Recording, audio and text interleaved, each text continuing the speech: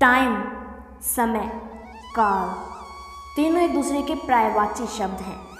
समय वो वाहन है जो कभी किसी के लिए नहीं रुकता। ये हमेशा अपनी गति से चलता रहता है। समय का दुरुपयोग करने वाला व्यक्ति कभी खुश नहीं रहता और ना ही वो अपने जीवन में कामयाब होता है। जिस प्रकार समुद्र की लहरें किसी की प्रतीक्षा नहीं करती, ठीक उसी प्रकार समय किसी की प्रतीक्षा नहीं करता। बीता हुआ समय कभी लौटकर वापस नहीं आता। इसलिए हमारे जीवन में सबसे बहुमूल्य अगर कोई वस्तु है तो वो है समय। विद्यार्थी जीवन में समय का बहुत महत्व है। बच्चों को बचपन से समय पर हर कार्य को करना सिखाया जाता है।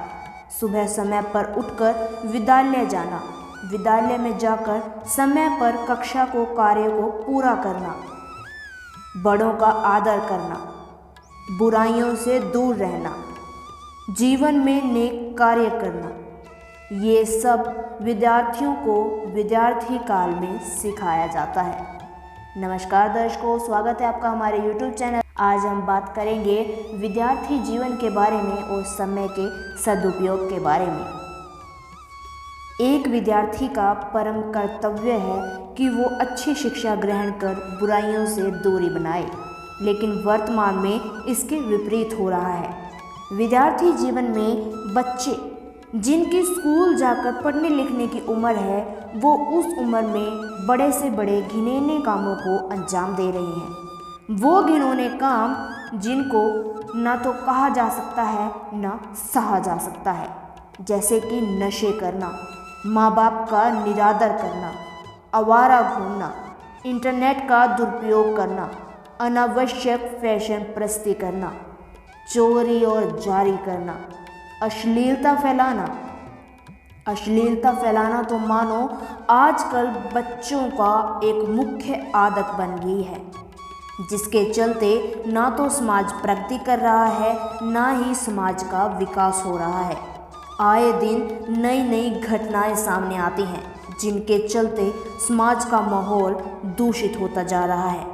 विद्यार्थियों के जीवन में फैली इन बुराइयों ने समाज का ढांचा बिगाड़ कर रख दिया है। कहते हैं युवा समाज की नींव होते हैं, समाज की रीढ़ की हड्डी होते हैं, लेकिन अगर रीढ़ की हड्डी ही खराब हो जाए तो शरीर का ढांचा किसी काम का नहीं रहता। इसी प्रकार जब विद्यार्थी ही सही नहीं होंगे तो समाज क्या दिशा देगा। दर्शकों, जैसा कि आप देख रहे होंगे कि समाज में इस वक्त विद्यार्थी जो हैं, विद्यार्थी कह लो या फिर बच्चे कह लो, माँ बाप के भी नहीं मानते ना ही अध्यापकों के मानते हैं।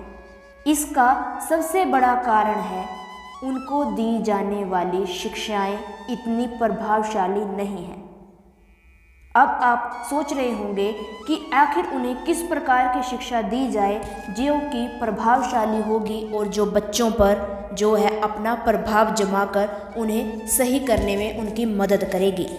दर्शकों, शिक्षा भी दो प्रकार की होती है। एक तो होती है सामाजिक शिक्षा और एक होती है धार्मिक शिक्षा। सामाजिक शिक्षा के अंतर्गत आती है पढ़ाई लिखाई और उन्हें आदर निरादर करना सिखाना और उन्हें नियम कायदे कानून बताना। ये हो गई है सामाजिक शिक्षा, जो कि बच्चों को सुचारू रूप से दी जा रही है, लेकिन उनका उसके ऊपर असर नहीं हो रहा। सामाजिक शिक्षा ग्रहण कर भी बच्चे अपने आप को सुधार नहीं पा रहे हैं। तो जब सामाजिक शिक्षा का असर कम होने लगे तब काम आती है आध्यात्मिक शिक्षा, और आध्यात्मिक शिक्षा देने के लिए माँ बाप पर्याप्त नहीं हैं।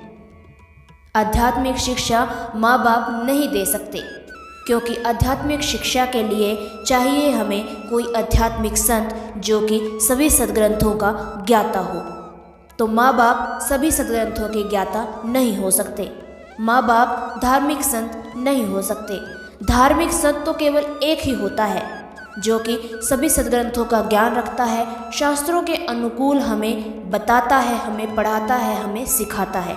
और आध्यात्मिक संत बच्चों को ही नहीं बड़े से लेकर बूढ़े तक सबको सद्ज्ञान प्राप्त करवाता है और मोक्ष का मार्ग बताता है, जिससे जीवन तो सफल होता ही होता है, जीवन तो हमारा सुधरता ही सुधरता है, साथ में मृत्यु उपरांत हमें मोक्ष भी मिलता है अगर हम संत के नियम और कायदे के अनुसार चलें।